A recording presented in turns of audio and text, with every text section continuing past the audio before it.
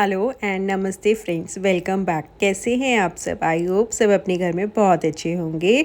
So friends, आज जो है मैंने ना अपना किचन ट्रॉलीज क्लीन करनी थी और मैंने जो है डे चूज़ कर लिए थे कि मुझे कौन से दिन पे कौन सा काम करना है, क्योंकि ताकि हमारा जो है डेली रूटीन वर्क भी जो है डिस्टर्ब ना हो, क्योंकि वो भी डेली का बहुत ज़्यादा काम हो जाता है। कपड़े धोना, सुखाना, लंच, डिनर, ब्रेकफास्ट, बच्चों की स्टडीज़, ताकि ये सब चीज़ें भी सफ़र ना करें। तो इसलिए मैं जो है अपना टाइम मैनेज करके चल रही थी ताकि कोई भी प्रॉब्लम ना हो। तो आज जो है मेरे को किचन ट्रॉली क्लीन करनी थी और मैंने जो है बहुत से लोगों के मुंह से सुना है कि किचन ट्रॉलीज़ को क्लीन रखना, मेंटेन रखना बहुत ही टफ़ हो जाता है, वहाँ पे कीड़े बहुत ज़्यादा हो जाते हैं, क्लीन नहीं रह पाता। तो मैं आज आपके साथ बहुत ही सिंपल सी क्लीनिंग टिप्स शेयर करूँगी जिससे आपकी ट्रॉलीज़ जो है बिल्कुल नीट एंड क्लीन रहेंगी। आप मेरी ट्रॉलीज़ भी देख सकते हैं, मुझे कभी एज सच कोई प्रॉब्लम्स नहीं आई। तो सबसे पहले अपने काउंटर टॉप को अच्छे से क्लीन कर लीजिए ताकि हम जब इन कैबिनेट्स का सामान निकालें तो कुछ हम काउंटर टॉप पे रख दें, और बाकी जो है मैंने बाहर जो है बेडशीट स्प्रेड कर दी थी ताकि जो भी मेरे डिनर सेट हैं या जो भी मेरी प्लेट्स हैं, बाउल्स वगैरह निकलेंगे वो मैं वहाँ पे रख पाऊँ। एंड आफ्टर क्लीनिंग इसे मैं वापस से ऑर्गेनाइज़ कर दूँगी। तो सबसे पहले जो है इन कैबिनेट्स के पीछे से आप ब्रश से जितनी भी डस्ट है वो रिमूव कर लीजिए। और आप यहाँ देख सकते हैं इन कैबिनेट्स के पीछे जो है हैंड जाना बहुत ही टफ़ है, तो इसलिए मैं इन ब्रश की हेल्प से बहुत अच्छे से सारी डस्ट रिमूव कर लेती हूँ। एंड देन जो लास्ट वाला कैबिनेट है उसको मैं अच्छे से बैठ के और बाद में जो है एक गीला कपड़ा डाल के और डंडे की हेल्प से मैं उसे निकाल लेती हूँ। तो मेरा जितना भी डस्ट होता है वो सारा बाहर आ जाता है, वो भी मैं आपको आगे दिखाऊंगी। इस तरीके से पहले मैंने ब्रश से अच्छे से क्लीन कर लिया था, साइड्स भी क्लीन कर ली थी ताकि जो भी कोई गंद है या कुछ भी हो अच्छे से रिमूव हो जाए। एंड उसके बाद जो है इन सारे कैबिनेट्स को मैं पहले सूखे कपड़े से क्लीन करूँगी ताकि मेरी डस्ट रिमूव हो जाए। एंड उसके बाद मैंने सॉल्यूशन बनाया था, बट मैंने जो है सॉल्यूशन में कुछ भी नहीं डाला हुआ, जस्ट डिश लिक्विड है एंड वाटर मिक्स किया हुआ है, क्योंकि मेरी जो है cabinets time to time clean होती रहती हैं तो मुझे ज़्यादा प्रॉब्लम नहीं आती। अगर आपकी कैबिनेट्स या ट्रॉलीज़ बहुत ज़्यादा गंदी हैं तो आप इसमें विनेगर भी मिक्स कर सकते हैं। उसके बाद मैं जस्ट इसे स्प्रे करके और गीला कपड़ा कर लिया था मैंने, उसे क्लीन करती जाऊँगी। और उसके बाद जो है मैं इन सारी ट्रॉलीज़ को, आपको इसे अच्छे से ऊपर से भी और नीचे से भी क्लीन करना है, साइड से भी क्लीन कर लीजिए। और जो है मैं साइड में फ्रंट में भी क्लीन करती जा रही थी, ऐसा नहीं था कि मैं वो बाद में जो है करूँगी। तो साथ साथ जो है मैं इसके हैंडल्स एंड फ्रंट से भी जो है अच्छे से मैं क्लीनिंग इसकी करती जा रही थी। एंड जब ये इस रो की मेरी तीनों कैबिनेट्स क्लीन हो जाएंगी तो मैं उसे थोड़ी देर के लिए खुला छोड़ दूँगी ताकि वो अच्छे से बिल्कुल ड्राई हो जाएं। आपको ये बिल्कुल ध्यान में रखना है, आपको अपने कैबिनेट्स में कोई भी गीला सामान नहीं डालना। आप अगर उसमें कोई क्रॉकरी रखने हैं, अपने बर्तन रख रहे हैं, कुछ भी रख रहे हैं, आपको बिल्कुल ड्राई करके रखना है। इससे आपके कीड़े बिल्कुल भी नहीं आएंगे। होता यही है कि हम लोग बर्तन जब भी रखते हैं थोड़े गीले रख देते हैं, कभी कभी कंटेनर्स निकाल रहे हैं उसमें अपने गीले हैंड्स लगा दिए और उस कैबिनेट्स को बंद कर दिया, तो उससे क्या है आपके जो है कैबिनेट्स भी ख़राब होते हैं और उसमें कीड़े भी आते हैं। सबसे पहला आपको यही ध्यान में रखना है कि आप कैबिनेट्स में जब भी कुछ रखें तो बिल्कुल ड्राई करके ही रखें।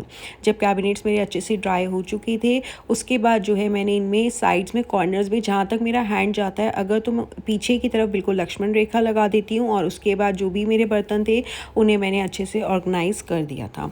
उस साइड के करने के बाद यहाँ पे ये वाले कैबिनेट्स खोले थे मैंने, इसमें मेरे जो है एक साइड पे स्टील कंटेनर्स हैं और मसाला बॉक्सेस पड़े थे। और एक बॉक्स में जो भी सामान था, मतलब मैंने पहले सारा निकाल लिया था, कुछ मैंने काउंटर टॉप पे रखती जा रही थी और कुछ मैं बाहर रखती जा रही थी।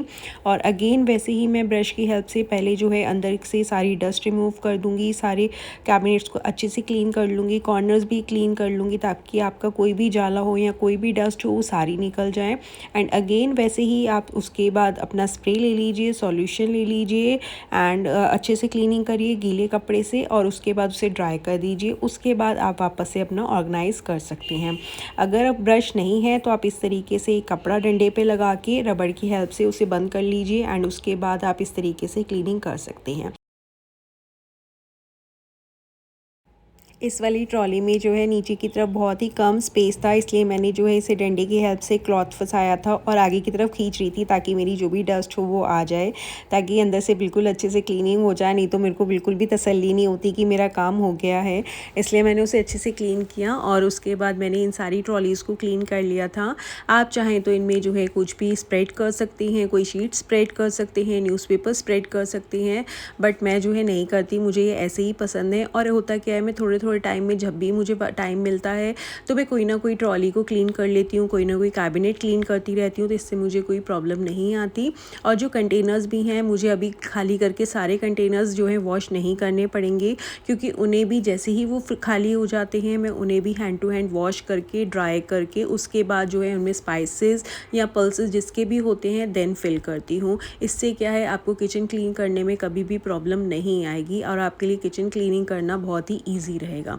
जैसे ही कंटेनर्स खाली हो जाएं आप उसी टाइम पे हैंड टू हैंड वॉश कर लीजिए एंड देन उसके बाद उसे रिफ़िल कीजिए। और एक दो कंटेनर्स एक्स्ट्रा रखिए ताकि हमें कभी सेम टाइम पे रिफ़िल भी करना पड़े तो हमारे पास एक्स्ट्रा कंटेनर्स अवेलेबल हों, ताकि हम वो वाले कंटेनर्स को वॉशिंग के लिए रख पाएँ। और उसके बाद अगेन मैंने इन कैबिनेट्स को अच्छे से क्लीन कर लिया था। आप यहाँ देख सकते हैं मेरी किचन ट्रॉलीज़ कितनी नीट एंड क्लीन और शाइनी हो गई हैं। बहुत ही सिंपल से टिप अपनाया मैंने, कुछ ज़्यादा मेहनत नहीं करनी पड़ी और बिल्कुल ही ईजी तरीके से मैंने जो है अपनी किचन ट्रॉलीज़ को अच्छे से नीट एंड क्लीन कर लिया।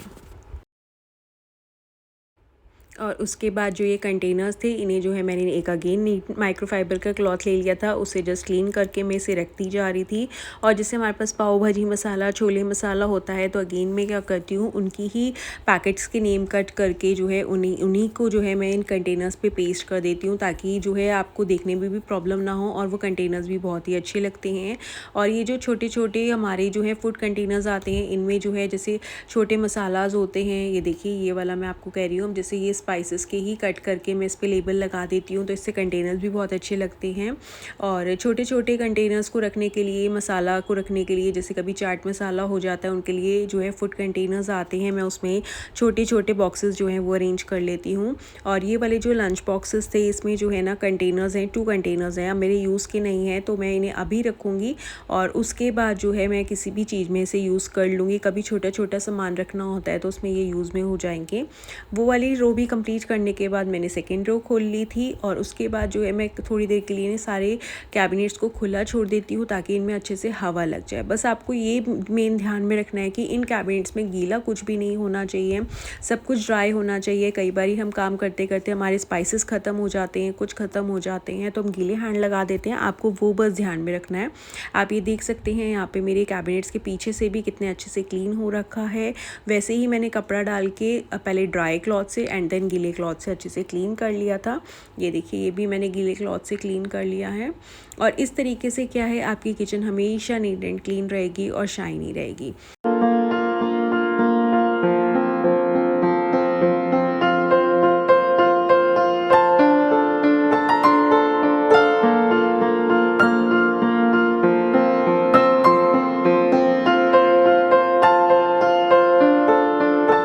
और ये जो है ना मेरा एक कॉर्नर में कैबिनेट है, यहाँ पे मैंने ना ट्रॉली नहीं लगवाई थी क्योंकि मुझे लग रहा था कि मैं यहाँ पे प्लेन छोड़ देती हूँ तो उसमें जो है हमारे ये बिग वाले जो एयर टाइट कंटेनर्स होते हैं इसमें जो है मैं छोटे छोटे स्पाइसेस या कुछ भी सामान स्टोर करने के लिए काम आ जाता है तो मैं वो यहाँ पे रख लूँगी।